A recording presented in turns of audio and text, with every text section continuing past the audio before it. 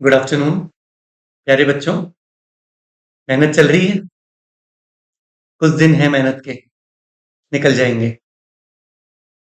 आज जो हम चर्चा करेंगे वो हम चर्चा करेंगे केमिकल काइनेटिक्स पर। नई यूनिट हम लेके आए, केमिकल काइनेटिक्स, रासायनिक बल गतिकी। इसका पहला क्वेश्चन आप देखिए। निम्नलिखित कथनों पर विचार कीजिए। आर्मीनियस इक्वेशन का स्लोप ऑफ द ग्राफ पूछा है। किस किस के बीच में पूछा है, ये इंपॉर्टेंट है। नेचुरल लॉग के, जिसको एलन के कहते हैं, वर्सेस 1/t। तो पहले हम देखें कि आर्मीनियस इक्वेशन क्या है। तो आर्मीनियस इक्वेशन है बेटा k is equals to a exponential minus E A upon R T. यहां पर जो k है ना, ये तो क्या होता है बेटा, रेट कांस्टेंट। ठीक। a क्या है, आर्हीनियस कांस्टेंट। और e क्या है, एक्सपोनेंशियल। ये एक मैथमेटिकल टर्म है, एक मैथमेटिकल टूल होता है जिसको लॉग से रिप्लेस करते हैं। इसको एक्सपोनेंशियल बोलते हैं। जैसे मैंने कहा 2-2 इज इक्वल्स टू 4, तो डैश में मैंने क्या किया होगा, प्लस। मैंने कहा 2-2 इज इक्वल्स टू 0, तो डैश में मैंने क्या किया होगा, माइनस। तो जैसे ये प्लस माइनस एक मैथमेटिकल टूल है, इसी तरह से एक्सपोनेंशियल भी एक मैथमेटिकल टूल है। तो ये बायोलॉजी वाले बच्चों को आई थिंक क्लियर हो रही है चीजें। अब यहां पर आप देखिए कि ये क्या है, energy of activation. Energy of activation, हाँ। और आर क्या है, गैस कांस्टेंट। और टी क्या है जी, टेम्परेचर। ठीक है। ये आर्हेनियस की इक्वेशन थी। अब इस इक्वेशन में जब हम लॉग लेते हैं, मान लीजिए मैं लॉग लेना चाह रहा हूं, तो इधर लो, नेचुरल लॉग के इज इक्वल्स टू। बायोलॉजी वाले बच्चे विशेष रूप से ध्यान देंगे, जब भी आप लॉग लेते हैं तो ये जो आपका एक्सपोनेंशियल वाला पार्ट होता है, ये एक्सपोनेंशियल वाला पार्ट उठ के आगे आ जाता है। जैसे इसका जब मैं लॉग लूंगा, तो मैंने इसको लिखा माइनस का ई ए अपॉन आर टी। ये ऐसा का ऐसा जो एक्सपोनेंशियल था ना, ई, इसके ऊपर जो पावर थी इसको उठा के ऐसे कैसे लिया है, प्लस ए का लॉग लिया तो लॉग ए। आई थिंक आपकी क्लियर हो रहा है बायोलॉजी वाले बच्चे। बेटा विशेष रूप से आपको समझने की जरूरत है, जो बायोलॉजी वाले बच्चे हैं, कि जब मैं लॉग लेता हूं तो जो एक्सपोनेंशियल होता है, घातांक में जो होता है, वो उठ के क्या आ जाता है, आगे आ जाता है, ऐसे कैसे। तो ये हमारी इक्वेशन बन गई। अब ये एक सिंपल मैथमेटिकल इक्वेशन है। देखो इसको मैं अगर y से शो करूं, y is equals to minus M X plus C. एक मैथमेटिकल इक्वेशन है जो ग्राफ के लिए हम यूज करते हैं। y is equals to minus M X plus C. तो अब यहां पर देखो आप इसको, कि अगर मैं log k और 1/t के बीच में ग्राफ खींचता हूं, तो log k तो हो गया y, और 1/t हो गया मेरा x। तो इसका स्लोप कितना आएगा, माइनस एम। और ये c क्या है, इंटरसेप्ट। इतना मुझे इसके बीच में इंटरसेप्ट छोड़ना पड़ेगा। तो देखो जरा, ये है नेचुरल लॉग के और 1/t के बीच का ग्राफ। पहले इंटरसेप्ट छोड़िए, इतना आपने सी छोड़ दिया। उसके बाद नेगेटिव स्लोप के साथ ये तो आपके पास आ गया लॉग ए, और इसका स्लोप आया है बेटा माइनस का ई ए अपॉन आर। ये एम जो होता है ना, ये होता है स्लोप। तो यहां एम कौन है, माइनस का ई ए अपॉन आर। तो ये स्लोप है। ठीक है। तो अब देखियो जरा, आर्हेनियस इक्वेशन के लिए log k versus 1/t, natural log k के बारे में बात कर रहे हैं, ln k। तो हमारा भी graph ln k versus 1/t है। इसका स्लोप देता है माइनस का ई अपॉन आर। अपना भी यही आ रहा है, बिल्कुल सही है। जहां ई क्या है, एनर्जी ऑफ एक्टिवेशन है, और आर क्या है बेटा, गैस कांस्टेंट है। तो इसका मतलब पहला ऑप्शन तो सही हो गया। सेकंड पे आओ। अच्छा देखो, एक बात ध्यान रखना, इसी में एडवांस क्या कर सकता है, ये 2024 का क्वेश्चन है। मान लीजिए वो यहां पर एल के नहीं देता, बल्कि इसकी जगह एलओजी वाला लॉग देता।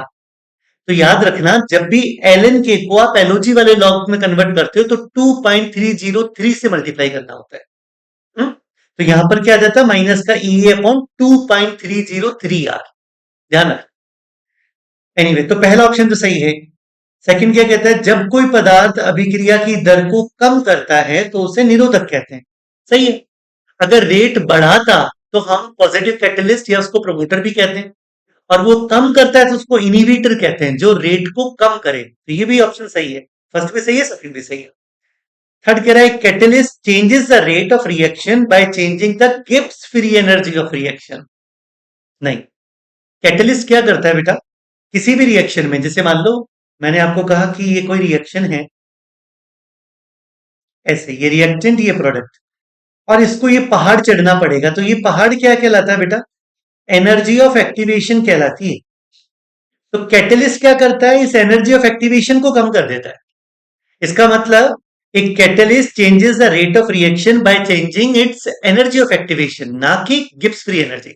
यानी ऑप्शन फर्स्ट एंड सेकंड तो करेक्ट है, थर्ड सही नहीं है। तो इसमें से मेरे पास third option, only first and second. Got it. आगे चले, अगले क्वेश्चन पे आ जाइए। हाँ जी, rate constant of a first order reaction is इतना इतना। तो हाफ लाइफ पीरियड निकालिए। देखिए फर्स्ट ऑर्डर रिएक्शन के लिए जब अपन हाफ लाइफ निकालते हैं तो ये आता है 0.693 डिवाइड बाय K1। ये फर्स्ट ऑर्डर रिएक्शन के लिए। एक बात मैं आपको बता दूं, यहां पर ध्यान रखना, ये अमूमन ऐसे क्वेश्चन पूछे जाते हैं कि टी हाफ जो होती है ना बेटा, ये क्रिया कारक की प्रारंभिक सांद्रता की n-1, इसको याद रखो, एक ट्रिक है। ये अर्धायु काल है, हाफ लाइफ पीरियड।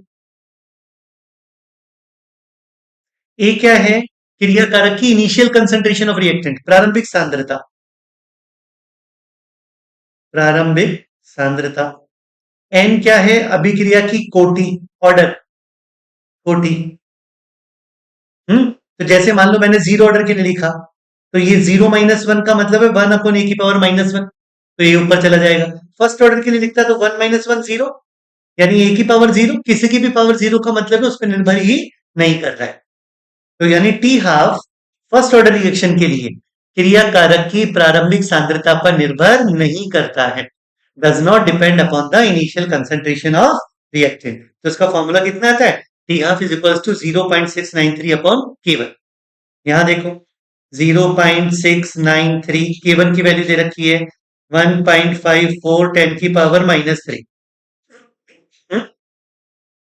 यहां से मैं इसको नीचे लेके आऊं, एक बिंदी को हटाऊं, तो यह 6.93 डिवाइड बाय 1.54 इंटू ये आया है नीचे 10⁻⁻2, तो ये ऊपर जाएगा 100 हो जाएगा, और ये आया लगभग 4.5, तो ये आ गया 450। तो second option is the correct answer, 450 second. Simple सा क्वेश्चन, फॉर्मूला लगाना है, वैल्यू पुट करनी। आगे आ जाओ, ये बहुत अच्छा क्वेश्चन है, इंटरेस्टिंग। सेम नेचर का क्वेश्चन ग्रेड 1 में भी पूछा है, और ये क्वेश्चन फिर से आ सकता है। तो इसको थोड़ा अच्छे से समझना बेटा। इसमें दो रिएक्शन है, एक पदीय अभिक्रिया। इंग्लिश मीडियम वाले एक बात सुन ले, इट इज एलिमेंट्री रिएक्शन। जो सिंगल स्टेप रिएक्शन होती है ना, एक पदी का मतलब single step reaction. Single step reaction को हम एलिमेंट्री रिएक्शन कहते हैं। एलिमेंट्री रिएक्शन अगर दी हुई हो तो रिएक्शन को देखकर ही आप रेट लॉ बना सकते हैं। रेट इज इक्वल्स टू के, ए की पावर 1, कुछ नहीं है तो उसकी पावर 1 कर दो, और बी में 2 लगा रखा है, तो ये स्टोइकियोमेट्रिक कोएफिशिएंट कहां चला जाएगा, पावर में, तो आपने इसको 2 कर दिया। ये बात समझ में आ रही है? देखो बहुत ध्यान से सुनना, मैं अक्सर क्लास में कहता हूं किसी भी रिएक्शन को देखकर उसका ऑर्डर यानी उसकी कोटि नहीं बता सकते, लेकिन दो ही तरीके, या तो कुछ एग्जाम्पल जो मुझे याद है रटे हुए हैं बता सकता हूं, या अगर पेपर में उसने दे रखा है कि ये एलिमेंट्री रिएक्शन है, सिंगल स्टेप रिएक्शन है, तब मैं उसमें रेट ऑर्डर, रेट लॉ ऐसे कैसे लिख सकता हूं, जो क्रियाकारकों की उसने मुझे स्टोइकियोमेट्रिक कोएफिशिएंट दे रखा हो। तो ये स्टोइकियोमेट्रिक कोएफिशिएंट कहां चले जाएंगे, ये चले जाएंगे पावर में। समझ गए? तो यहां से आप देखिए, अच्छा अब अगर इस क्वेश्चन में कंसंट्रेशन नहीं दी हुई होती, मान लो क्वेश्चन में मुझे कंसंट्रेशन नहीं दे रखी होती, तो हम क्या करते कि जो ये जो रेट लो बनाया आपने, इसी को देख के 2 और 1 3, अभिक्रिया की कोटि क्या कहलाती है, ध्यान से सुनो, रेट लॉ में, वेग नियम में क्रिया कारकों की सांद्रताओं के घातांकों का योग ही अभिक्रिया की कोटि कहलाती है। यानी it is a sum of the concentration, sum of the power of the concentration of reactants in rate law. तो यहां पर 2 और 1 होता 3, तो मैक्सिमम बच्चे इसमें 3 पे टिक करेंगे, पर ये सही नहीं है। बहुत ध्यान से सुनना, अगर ये कंसंट्रेशन दे रखी है तो समझ जाओ कुछ ना कुछ पेच है, प्रश्न इतना आसान नहीं। यहां देखो, ए की सांद्रता तो मुझे दे रखी है 0.2 मोल पर लीटर, और बी की कंसंट्रेशन दे रखी है 0.01 मोल पर लीटर। मुझे ऐसा लगता है अगर मैं बी को 20 से गुणा करूं तब वो ए के बराबर है। 0.2 करके देखो, 0.01 को मैं 20 से गुणा करूं बेटा, तब 0.2 आए। हाँ, तो क्या मैं ऐसे कह सकता हूं कि इस रिएक्शन में बी तो बहुत कम है, ए बहुत ज्यादा है? ऐसे कहूं, ए बी की तुलना में 20 गुना ज्यादा है। यहां हमने करके देखा ना, बी का 20 गुना है ए, बी को 20 से गुणा करता हूं तब आता है 0.2, ए के बराबर तब आता है। यानी ए आधिक्य में है। और बहुत इंपॉर्टेंट कंसेप्ट सुनिए काइनेटिक्स का, जब भी कोई रिएक्टेंट एक्सेस में हो, आधिक्य में हो, जरूरत से ज्यादा हो, तो रेट ऑफ रिएक्शन उस पर डिपेंड नहीं करती। यानी उस रिएक्टेंट के सापेक्ष जीरो ऑर्डर हो जाता है, यानी उस पर डिपेंड नहीं करेगी। तो हम यहां लिखते हैं एक्सेस, इसका मतलब रेट इस पर डिपेंड नहीं करेगी। तो रेट हमने बनाई के, ए को तो उड़ा ही दो, और बी की पावर 2, ए को हटा दो, जो एक्सेस में उसको हटा दो, तो बी की पावर 2। तो ऑप्शन कौन सा आ गया? Second order. इसका सूडो ऑर्डर कितना होगा? सेकेंड ऑर्डर के लिए। आई थिंक कंसेप्ट आपके समझ में आया। अगर इस रिएक्शन में दो चीजें बहुत इंपॉर्टेंट हैं, एक तो इसने एक पदी अभिक्रिया, सिंगल स्टेप। तो जो सिंगल स्टेप रिएक्शन होती है वो होती है प्रारंभिक अभिक्रिया, एलिमेंट्री रिएक्शन। इसमें रिएक्शन को देखकर आप स्वयं अपना रेट लो बना सकते हो। जो स्टैइकोमेट्रिक कोफिशिएंट है इसको पावर में ले जाओ, रेट लो बन गया। अगर ये कंसंट्रेशन नहीं दी हुई होती तो मैं यहां पर ही 2 और 1 का 3 टोटल करता, 3, और चौथा ऑप्शन लगाता 33।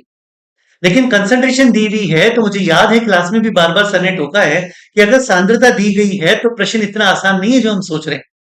एक बार कुछ ना कुछ तो इसमें गड़बड़ है। तो क्या है कि हमने देखा कि कहीं कोई आधिक्य में तो नहीं है। तो मुझे समझ में आया कि जो P है वो तो बेचारा 0.01 है, और उसका 20 गुना है A। तो जो ज्यादा है, जरूरत से ज्यादा है, एक्सेस में है, आधिक्य में है, उसको अभिक्रिया से बाहर हटा दो, क्योंकि अभिक्रिया में उसके कारण से कोई चेंज नहीं हो रहा है। रेट में उसका कोई योगदान नहीं है। इतना सारा है, समुद्र से 1 लोटा जल ले जाओ कि पानी कम थोड़ी हो गया। जो एक्सेस में है उसकी चेंज इन कंसंट्रेशन से रेट ऑफ रिएक्शन पे कोई फर्क नहीं पड़ रहा। तो हमने ए को बाहर निकाल दिया क्योंकि एक्सेस में, केवल बी रह गया। बी की पावर कितनी है? 2, इसलिए ऑर्डर कितना आ गया? Second order. Got it? आगे चले। यदि अभिक्रिया का वेग क्रियाकारक की प्रारंभिक सांद्रता पर निर्भर नहीं करता है, अभी अभी हमने बात करा, रेट ऑफ रिएक्शन अगर इनिशियल कंसंट्रेशन ऑफ रिएक्टेंट पे डिपेंड ही ना करे तो वो जीरो ऑर्डर रिएक्शन है। तभी तो अपन ऐसे लिखते हैं कि rate is equals to, rate is directly proportional to क्रियाकारक की सांद्रता, क्रियाकारक की सांद्रता की पावर 0। जिसकी भी पावर 0 होती है इसका मतलब 1, यानी उस पर डिपेंड नहीं कर रहा। तो जब डिपेंड नहीं कर रहा तो आंसर क्या आएगा? 0। समझ में आया? आ गया ये क्वेश्चन में है जी, initial concentration of a reactant reduces to 0.5 into 10 to the power minus 3 मोलालिटीज की दे रखी है, यानी कंसंट्रेशन दे रखी है। 10 की पावर माइनस 3 से 1 इंटू 10 की पावर माइनस 3 से 0.5 इंटू 10 की पावर माइनस 3 हो गया। क्या मैं ऐसे कहूं आधा हो गया? पहले एक था ना बेटा, 10 की पावर माइनस 3 को तो उड़ा दो, ये तो सब में भी कॉमन है, इसमें भी, इसमें भी, इसमें भी है। इसको हटाओ, बायोलॉजी वाले विशेष ध्यान देंगे। इसको तो हटाओ। यहां से देखो एक था, अब कितना हो गया? आधा हो गया। 50 मिनट। ठीक, आगे बढ़ो। और फिर इससे 0.25 रह गया, इसका भी आधा रह गया। किसमें? अगले 50 मिनट में। पहले 50 में आधा, अगले 50 में, यानी 50 50 100, अगले 50 में इसका भी आधा। तो याद रखना, अगर कोई रिएक्टेंट एक को मान लो क्रियाकारक सांद्रता, और वो मान लो आधा हो जाता है टी मिनट में, मान लो जितने भी आपको टाइम दे रखा है, ये अर्धा यू कहते हैं टी हाफ। अगली टी हाफ में ये इसका भी आधा हो जाएगा, अगली टी हाफ में ये इसका भी आधा हो जाएगा। अगर ऐसे सीरीज चल रही है तो ये फर्स्ट ऑर्डर काइनेटिक्स को फॉलो करता है। तो फर्स्ट ऑर्डर का मतलब है हम इस तरह से लगा देंगे, आधा फिर आधा फिर आधा फिर आधा आधा। तभी तो कहते हैं प्रथम कोटि की अभिक्रिया कभी भी पूर्णता को प्राप्त नहीं होती, चलती चली जाती है। बस ये ध्यान रखना, ये केवल फर्स्ट ऑर्डर के लिए लगता है, इसलिए ऐसा क्वेश्चन प्लेस हुआ है ना। ऐसा क्वेश्चन फ्रेम ही इसलिए हुआ है कि केवल फर्स्ट फर्स्ट ऑर्डर रिएक्शन पे ही अप्लाई कर सकते हो आप इसको। एक जैसे 50 मिनट, तो 50 मिनट से अर्धायु है। अर्धायु का मतलब जब क्रियाकारक की प्रारंभिक सांद्रता से आधी सांद्रता घट जाए। तो पहले एक थी, अब आधी होगी 0.5, तो 50 मिनट। अब वापस पकड़ो, 0.5 थी, हो गई 0.25, वापस आधी हो गई 0.5 से, तब भी कितना लगा, अगले 50 मिनट, टोटल कितना आया 100 मिनट। यानी कि 50 50 50 करके ऐसे ये आगे आधा आधा आधा होता जाएगा, तो ये कैसा हो जाएगा, फर्स्ट ऑर्डर। आगे बात समझ में, आगे चलिए जी। प्रथम कोटि की अभिक्रिया के लिए वेग नियतांक का मान दे रखा है, अभी हमने क्वेश्चन किया था अर्धायु। फर्स्ट ऑर्डर के लिए टी हाफ जो है बेटा 0.693 डिवाइड बाय K1। हाँ, और K1 की वैल्यू आपको दे रखी है 6.93 इंटू 10⁻³ एक बिंदी हटा के यहां 0 लाओगे तो 10⁻² आएगा, ऊपर जाएगा तो 100 आ जाएगा। तो fourth one is the correct answer. कर लेंगे, चलिए आगे।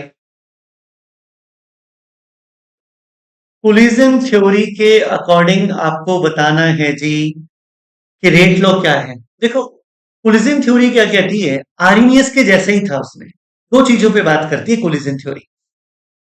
एक तो बात करती है फ्रीक्वेंसी ऑफ कोलिजन, ये Z क्या है, टक्कर की आवृत्ति है ना, और एक है e⁻−EA/RT। ये क्या है जी, उन अणुओं का अंश जो प्रभावी टक्कर करने के बाद उत्पाद बनाने में सक्षम हो गए।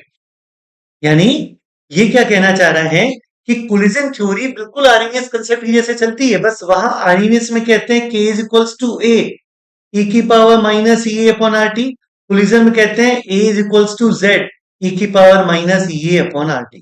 आर्नियस ने A फैक्टर दिया था, कोलिजन Z देता है, फ्रीक्वेंसी फैक्टर होता है, कितनी आवृत्ति से कितनी फ्रीक्वेंसी से वो टक्कर कर रहे हैं, यानी कि पर यूनिट वॉल्यूम में पर सेकंड होने वाले टक्करों की संख्या।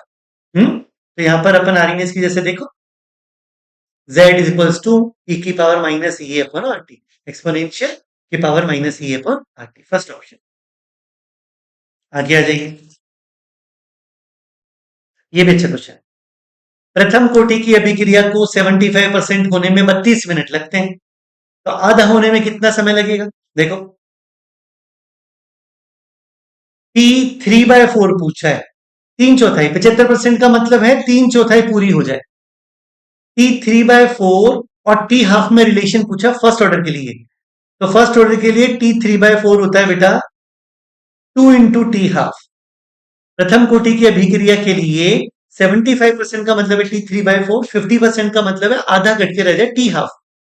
तो T3/4 टी हाफ का 2 गुना होता है, किसमें, फर्स्ट ऑर्डर काइनेटिक्स में। तो यहां देख लो, 75% होने में 32 मिनट, T3/4 दे रखा है 32, 2 इंटू टी हाफ मुझसे पूछा है, तो टी हाफ में निकाल के लिया है 32 डिवाइड बाई 2 कितना आ जाएगा, 16 मिनट। कर पाएंगे। आगे चलिए, अभिक्रिया ए, बी और सी की बल गतिकी में ए में प्रथम कोटि की, देखो किसी भी रिएक्शन में जब ऑर्डर पे बात करना तो रेट लॉ दिया हुआ होगा। रेट लॉ दो तरीके से देगा बेटा, या तो वो मैथमेटिक्स में एक्सप्रेशन दे देगा, R = K, A की पावर इतनी, B की पावर इतनी, C की पावर इतनी, या वो ऐसे लैंग्वेज में देगा।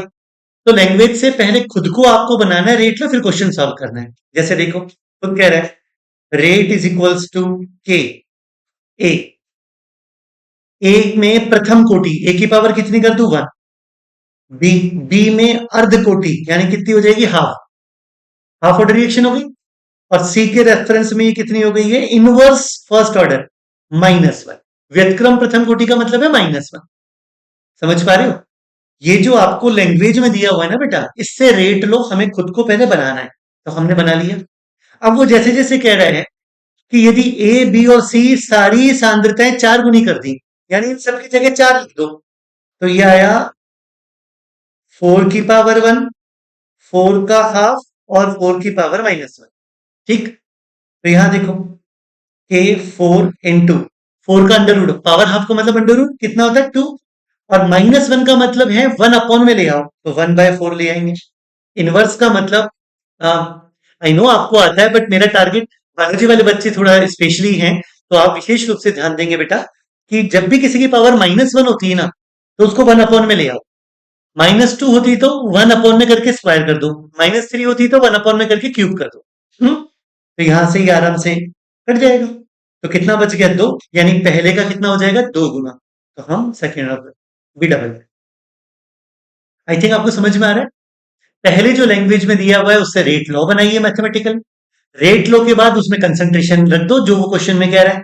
अभी तो यहाँ सबकी 4 गुनी कर दी, मान लो कहता है ए की 4 गुनी, तो ए में 4 लिखता। बी में कहता है ट्वाइस कर दो, डबल कर दो, तो मैं इसको 2 लिखता। और सी में कहता है आधा, तो मैं इसकी जगह 1/2 लिखता, जैसे जैसे क्वेश्चन में कह रहा है। और सिंपल मैथमेटिक्स से सॉल्व कर लो उसको। चले हम आगे आगे।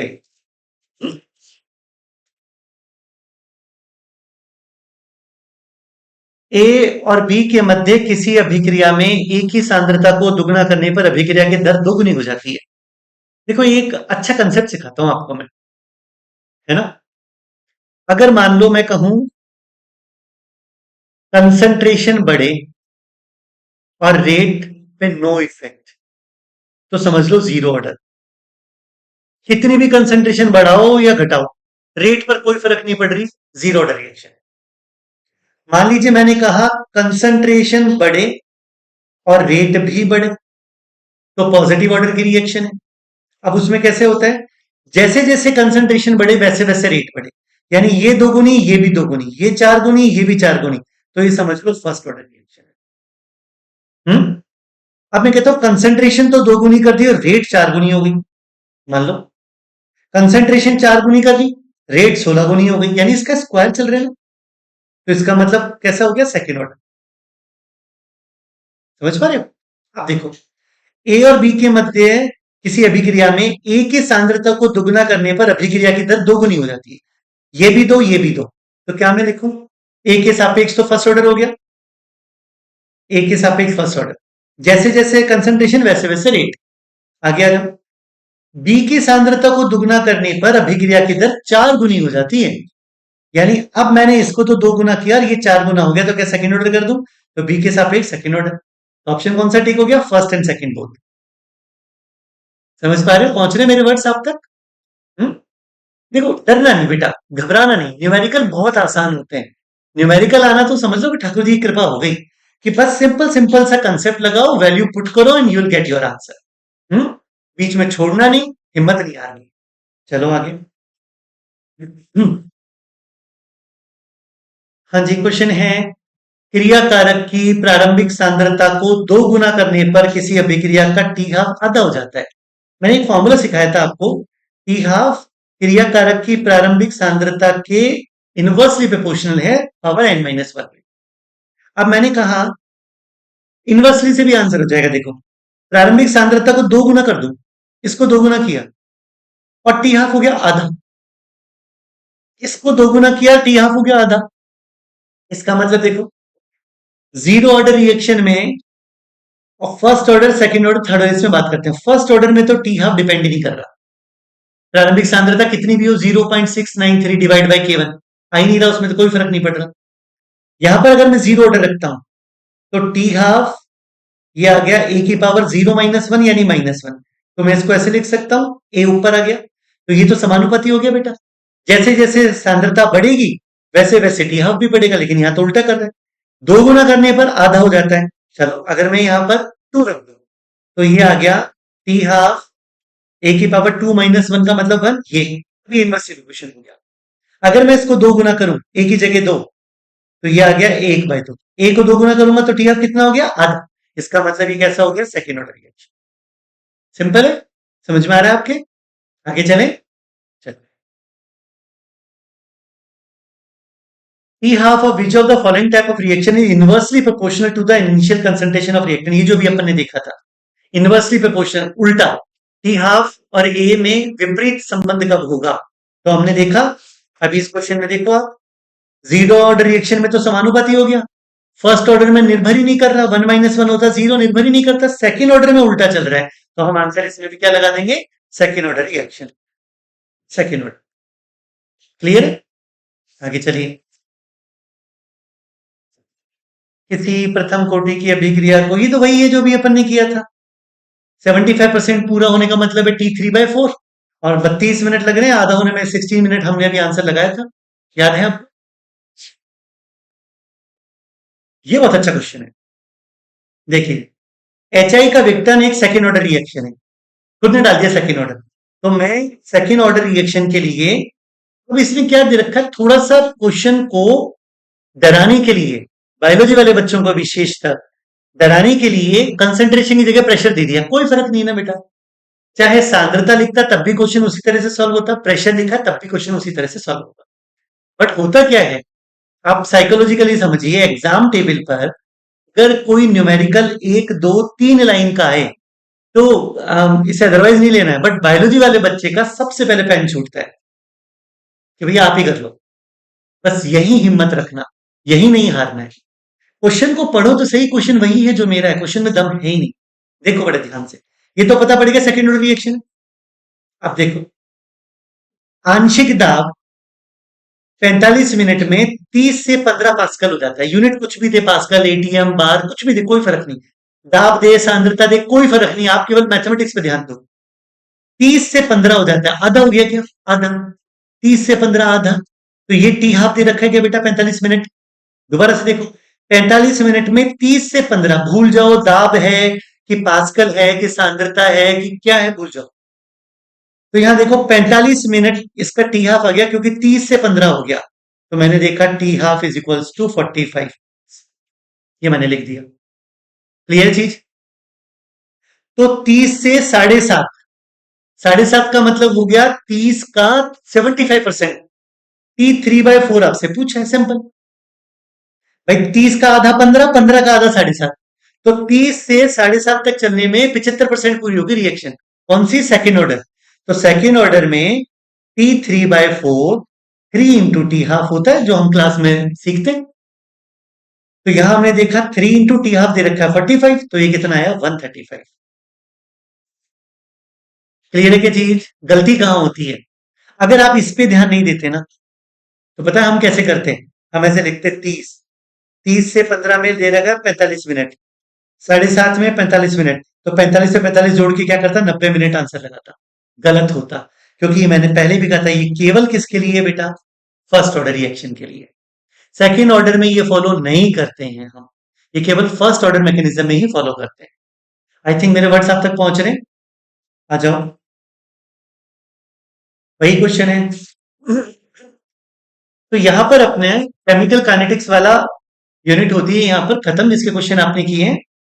अभी बस ये याद रखना कि जैसे जैसे दिन बीत रहे हैं, आपके ऊपर खुद से ही आप अपना प्रेशर फील कर रहे हैं, बट बस याद रखिए बेटा, घबराना नहीं है, और स्ट्रेस मत लो। आप कहेंगे कि सर नहीं लेते हैं, अपने आप ऑटोमेटिकली आ जाता है, होता है, ये नेचुरल है। इस दौर से जो भी गुजरा है, हम भी इस दौर से गुजर के आए, ऐसा सबके साथ होता है। देखिए, इन अंतिम क्षणों में अपना कॉन्फिडेंस बना के रखना बहुत जरूरी है बेटा। जिनको भी आप मानते हैं, जो मैं ठाकुर जी को मानता हूं, गोविंद जी को मानता हूं, आप जिनको भी मानते हैं, बस उन पे विश्वास रखिए। इस विश्वास की डोर को पकड़ के रखना ही आपकी हिम्मत और साहस है अंतिम क्षणों में, है ना?